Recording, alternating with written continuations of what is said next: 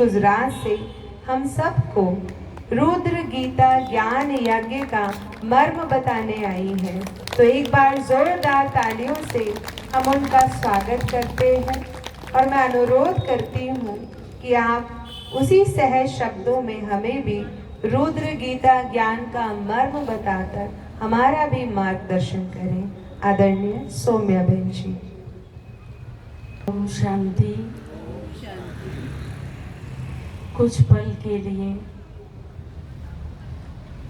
वो महादेव प्रभु परमात्मा निराकार शिव जो मुक्तेश्वर पापकटेश्वर है, जो सबका पिता और स्वामी है, उनको मन में एक सेकंड के लिए हम ध्यान करें। उनकी उपस्थिति को यहाँ हम महसूस करेंगे। उसकी कृपा और ब्लेसिंग्स हमारे ऊपर निरंतर पड़ रही है, ऐसे महसूस करें।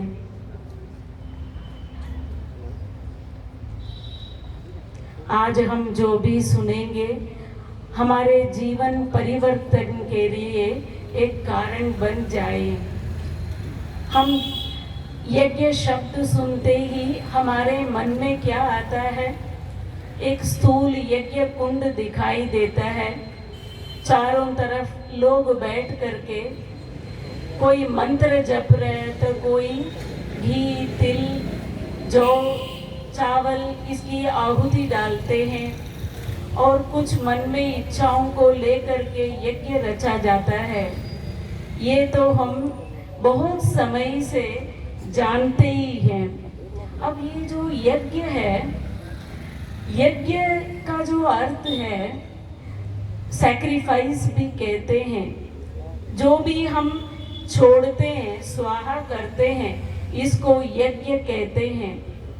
यज्ञ जो है एक जीवन जीने की कला भी है और यज्ञ मनुष्य आत्माओं को परमात्मा के साथ जोड़ने का एक ब्रिज भी कह सकते हैं इसको। वेदों में भी इसके लिए कहा यज्ञो वही श्रेष्ठतम कर्म। अग्नि के बारे में नहीं कहा है, श्रेष्ठ कर्म ही वो महायज्ञ है। अब ये जो परिवर्तन का जो समय आया है, अब हम आज कौन सा यज्ञ के बारे में चर्चा करेंगे? जैसे कि बहन ने कहा ज्ञान यज्ञ क्या है, वो किसने रचा?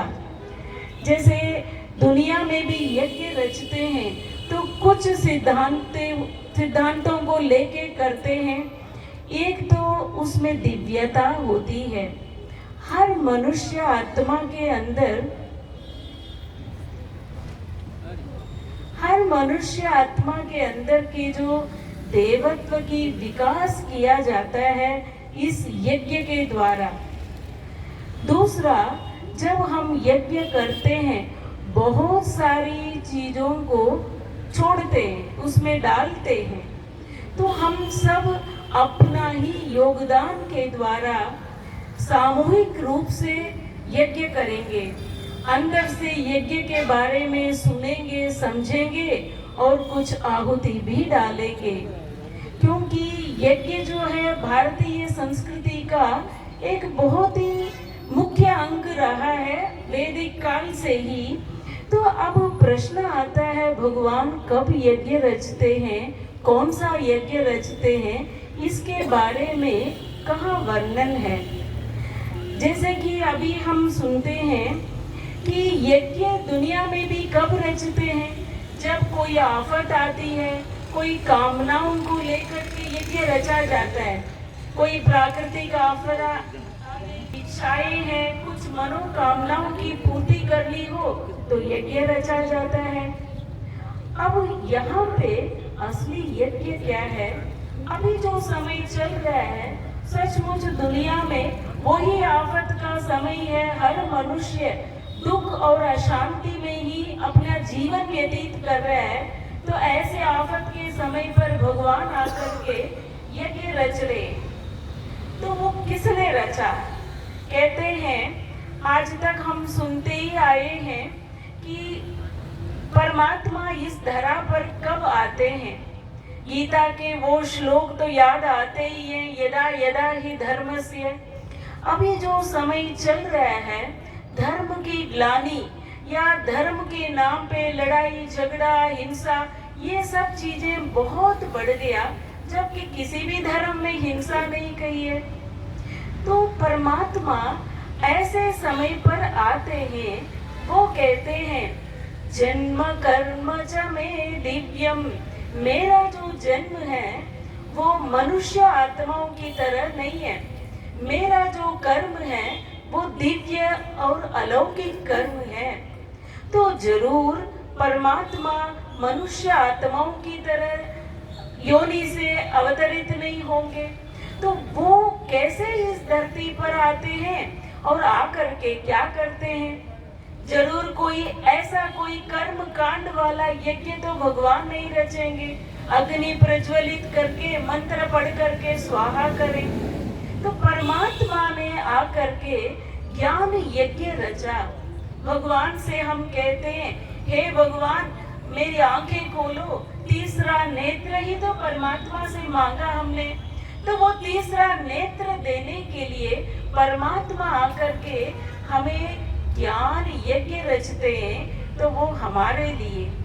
तो गीता में इसके बारे में बहुत सुंदर भगवान वाच है। वो कहते हैं सह यज्ञा प्रजा सृष्ट्वा पुरोवाच प्रजापति अनेन प्रसविष्यत्वम् ये शवोत्तिष्ठ कामधुक्। तो परमात्मा इस धरती पर जब आते हैं तो सबसे पहले तो यज्ञ की रचना करते हैं। उसमें ब्रह्मा की भी रचना करते हैं, जिसको कहते हैं प्रजाओं का पिता या प्रजाओं का मालिक। प्रजाओं के साथ साथ प्रजापिता के साथ प्रजाओं की भी रचना करते हैं। कितनी सुंदर बात है। भगवान आते हैं, यज्ञ रचते हैं, ब्रह्मा की भी स्थापना करते हैं, साथ में हमारी भी रचना करते हैं। फिर कहते हैं ये जो यज्ञ है हमारे जीवन की वृद्धि करने वाला है। ये जो यज्ञ है हमारी हर मनोकामना पूर्ण करने वाला है। यज्ञ तो इसलिए रचा जाता है हमारी सारी इच्छाएं पूर्ण हो। कोई ना कोई कामना को लेकर के ही यज्ञ रचा जाता है। लेकिन भगवान ने ये जो ज्ञान यज्ञ रचा, इसके बाद हमारी कोई इच्छा रहता ही नहीं है, सारी मनोकामनाएं पूर्ण हो जाता है। अब प्रश्न उठता है किसने यज्ञ रचा। अब गीता में तो इतनी सुंदर महावाक्य है, लेकिन कृष्ण ने तो यज्ञ नहीं रचा है। तो अभी हम सुन ही रहे थे इसके बारे में। तो वो परमात्मा निराकार, वो स्वयं अपना परिचय गीता में देते हैं, मैं अव्यक्त हूँ, इन आंखों से दिखाई नहीं देता हूँ, मैं अजन्मा हूँ, गर्भ से जन्म नहीं लेता हूँ, मैं अकाय हूँ, मैं अयोनी हूँ, मैं अशरीरी हूँ, देह रूपी आकार नहीं है। फिर वो कहते हैं अणोरणीयाम सम अनुस्मरेत्यः, अणु से भी सूक्ष्माति सूक्ष्म है मेरा रूप, मैं ज्योतिर्बिंदु हूँ। कहते हैं ज्योतिषाम अपि तत् ज्योति, ज्योतियों का भी मैं ज्योति हूँ। ऐसे सुंदर परमात्मा कहते हैं मैं आपका पिता हूँ। पिताहमस्य जगतः, पूरे जगत का मैं स्वामी, वो पिता हूँ। मेरा जो स्थान है सूर्य चांद सितारों से परे, जहाँ अग्नि सूर्य चांद रोशनी नहीं कर सकता है, वो मेरा निज धाम है, परम धाम है। वो परमात्मा इस धरा पर कैसे आएंगे। कहते हैं ना, मैं दिव्य जन्म लेता हूँ तो ब्रह्मा के तन में पर काया प्रवेश करके ही भगवान यज्ञ रचते हैं। तो वो यज्ञ कौन सा।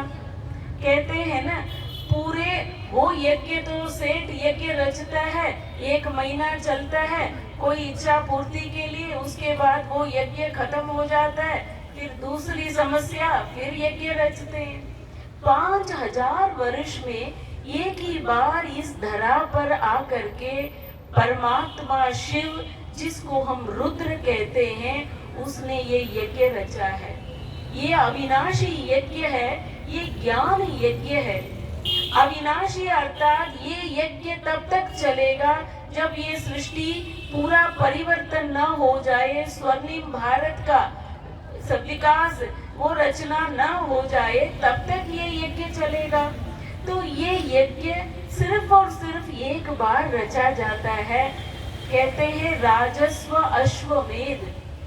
जब मनुष्य आत्माएं अपनी स्वयं का, जो अभी बात भी हो रही थी, अपना कंट्रोल हमने खो दिया, अपनी इंद्रियों के हम गुलाम बन गए, तब परमात्मा इस धरा पर आकर के सुंदर ज्ञान यज्ञ रचते हैं। हम अर्जुनों को आत्मा का ज्ञान देते हैं।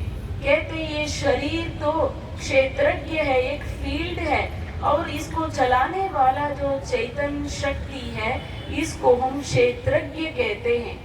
ये सुंदर यज्ञ अभी परमात्मा ने रचा है। तो वो जो यज्ञ है, जैसे हम कहते हैं ज्ञान यज्ञ, कहते हैं ज्ञान एक नौका है, उस बोट में बैठ करके इस पार से उस पार हम जा सकते हैं। जन्म जन्मांतर के जो पाप कर्म का विनाश ज्ञान के द्वारा ही होगा। ज्ञान वो चीज है, ज्ञान से पवित्र चीज दुनिया में कोई है ही नहीं, वो कोई मनुष्य आत्माएं दे नहीं सकते। इसीलिए सबसे ऊंच परमात्मा जो देते हैं वो सर्वोच्च चीज है, परम पवित्र है, वो है ज्ञान। वो आकर के ही हमारा तीसरा नेत्र खोलते। कहते हैं ना, बम बम बोले, जब तांडव नृत्य होता है तो कहते हैं वो आकर के आगम निगम का भेद खोलता है। तो ज्ञान के द्वारा ही तो खोलेंगे ना, डमरू से तो नहीं खोल सकता है। एक प्रतीकात्मक रूप में दिखाया है, डमरू बजाया, भगवान आकर के ज्ञान का ही तो डमरू बजाते हैं। वो कहते बहुत सारी यज्ञ की बातें सुनाते सुनाते भगवान कहते हैं सबसे पहले तो द्रव्य यज्ञ रचा जाता है, साथ साथ ब्रह्म यज्ञ भी उसको कहते हैं। जब एक इच्छा की पूर्ति के लिए द्रव्य यज्ञ करता है कोई, फिर ब्रह्माग्नौ, ब्रह्म माना उस परमात्मा की याद में हर इंद्रियों को हम स्वाहा करते हैं। क्योंकि ज्ञान से शुद्धिकरण, कहते हैं कोई चीज को प्योरीफाई करना है तो किस में डालेंगे, आग में डाला जाता है। परिवर्तन भी आग से होता है। तो भगवान कहते हैं ये जो इंद्रियां हैं इसकी शुद्धिकरण कैसे हो। कहते हैं श्रोत्रादीन इंद्रियां, जब कान है, कान का काम सुनना, लेकिन वो गलत बातें सुनने में ही इंटरेस्ट ले तो आंखें तो गलत काम नहीं करती है, जिस भाव से हम देख रहे हैं वो गलत हो जाता है। मुख अपशब्द बोल रहे हैं, मुख से गलत किसी के प्रति हम बोल रहे हैं, किसी के लिए दुखदाई बोल, ये हर आत्मा अभी इंद्रियों के द्वारा पाप कर्म करने लगे। तब भगवान कहते हैं ये पूरी दुनिया ही एक यज्ञ कुंड के समान है, और भगवान आकर के जब इसमें यज्ञ रचते हैं, हम मनुष्य आत्माएं शरीर के साथ आत्म शुद्धिकरण के लिए सबसे पहले तो इंद्रियों को भी प्यूरिफाई करते हैं। तो अब ये प्यूरिफाई करने के लिए कोई उपाय है? जैसे लोग कहते हैं आंखों ने देखा आंख निकाल दो, हाथों ने गलत काम किया हाथ काट दो। क्या ये कोई तरीका है शुद्धिकरण का? तो क्या करें, संयम कैसे हो? इसीलिए कहते हैं ज्ञान वो अंजन है, वो दवाई है जिसको लेकर के आत्माएं परिवर्तन हो जाते हैं। इसीलिए वैद्यनाथ भी उसको कहा, हर आत्मा का, हर बीमारी का, हर समस्या का इलाज परमात्मा ज्ञान के द्वारा करते हैं। तो अर्जुन जब पूछता ये सारी जो यज्ञ है सबसे श्रेष्ठ यज्ञ कौन सा? तो उसको भगवान कहते हैं तो सर्वश्रेष्ठ जो यज्ञ है वो ज्ञान यज्ञ है। कहते हैं श्रेयान द्रव्यमयात् यज्ञान ज्ञान यज्ञ परम तप सर्वं कर्माखिलं पार्थ ज्ञाने परिसमाप्यते। तो जब अर्जुन पूछता है, भगवान कहते हैं हर चीज को मेरे प्रति अर्पण करो, हर इंद्रियों को अर्पण करो, लेकिन ये सर्वश्रेष्ठ यज्ञ जो ज्ञान यज्ञ है इसमें सारे ही यज्ञ समाप्त हो जाता है। सर्वम कर्माखिलम पार्थ, तो हर कर्म प्रभु परमात्मा की याद में जब हम करना शुरू कर देते हैं तो हमारे अंदर की जो नेगेटिविटी है वो धीरे धीरे खत्म होना शुरू हो जाता है। इसीलिए कहते हैं ना, ज्ञान एक ऊर्जा भी है, ज्ञान परिवर्तन करने की एक पेट्रोल भी है, ज्ञान एक दर्पण भी है। वो हमारे अंदर इतना शक्ति भर देता है, परिवर्तन बहुत सहज हो जाता है।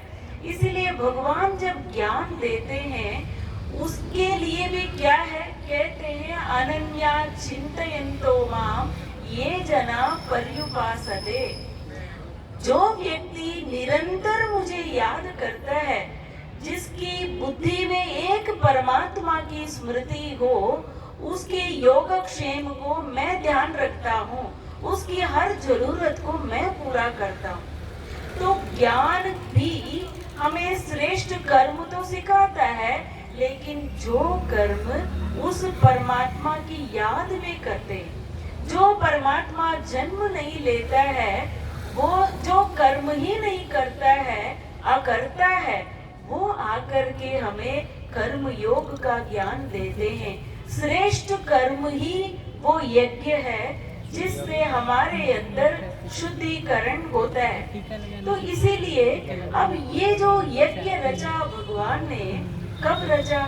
परमात्मा इस धरा पर आ चुके हैं, उन्होंने 1937 से इस यज्ञ को रचा, जिसको हम कहते हैं प्रजापति ब्रह्मा कुमारी ईश्वरीय विश्वविद्यालय के नाम से ही यज्ञ रचा।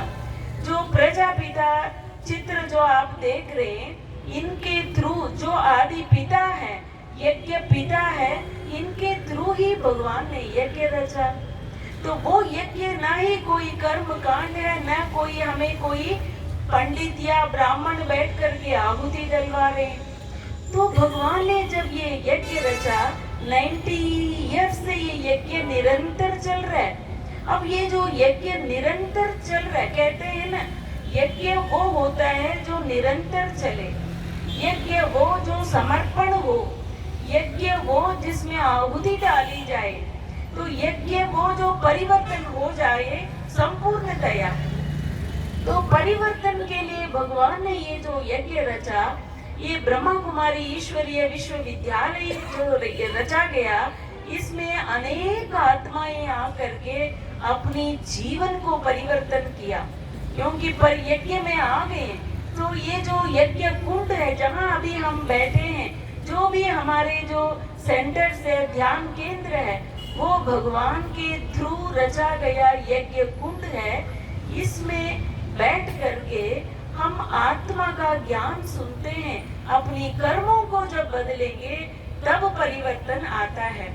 इसीलिए परमात्मा का एक प्यार भरा जो निमंत्रण हमें क्या है, हम जरूर इस यज्ञ में जुड़ने के लिए भगवान हमें निमंत्रण दे रहे हैं।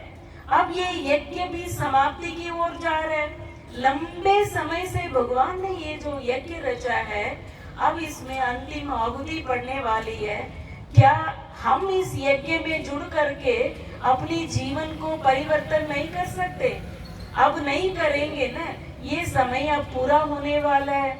इसीलिए परमात्मा कहते हैं सबसे पहले तो अपनी आत्मा का ज्ञान सुन करके जीवन में उसको उतारना है, बुद्धि में उसकी स्मृति हो, मेरी दिनचर्या में प्रभु परमात्मा की याद हो। इसीलिए कहा ना, भगवान आकर के जो योग सिखाते हैं सबसे पवित्र योग है। ये ज्ञान और योग के द्वारा ही ये परिवर्तन का कार्य जो परमात्मा का चल रहा है वो पूरा होगा। तो हर एक को अपनी घर को भी यज्ञ बनाना है, क्योंकि जब तक हम यज्ञ नहीं बनाएंगे तो हमारे जीवन में सुख शांति और समृद्धि कैसे आएगी। जैसे कहते हैं ना, कर्म योग के द्वारा हमारे हर कर्म यज्ञ बन जाएगा। हर कर्म यज्ञ बन गया तो हमारे जन्म जन्मांतर के पाप कर्म भी खत्म होते जाते। इसके लिए भी भगवान ने क्या कहा, यज्ञ के लिए, परमात्मा के लिए जो हम कर्म करते हैं, निस्वार्थ भाव से अगर हम कर्म करेंगे, उसके प्रति अर्पित करके कर्म करेंगे, तो हमारा जो जन्म जन्मांतर का पाप और आत्माएं बंधन से मुक्त हो सकते हैं। तो इसीलिए ये जो मेरे पास जो कुछ भी भगवान ने दिया वो भी उसका ही दिया हुआ है। तो इसीलिए अब हमें अपनी जीवन को सुख शांति संपन्न बनाना हो तो इस सुंदर जीवन को हम यज्ञ के रूप में परिवर्तन करें। और आज हम आहुति डाल के जाएंगे। हम सभी 1 मिनट के लिए कुछ आहुति डालते हैं। आज खड़े हो सकते हैं सभी।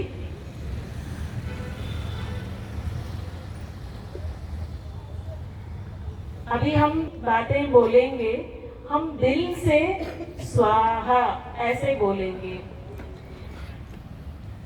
हे प्रभु परमात्मा, जो भी मन में चिंताएं हैं, आज आपके इस यज्ञ में स्वाहा स्वाहा।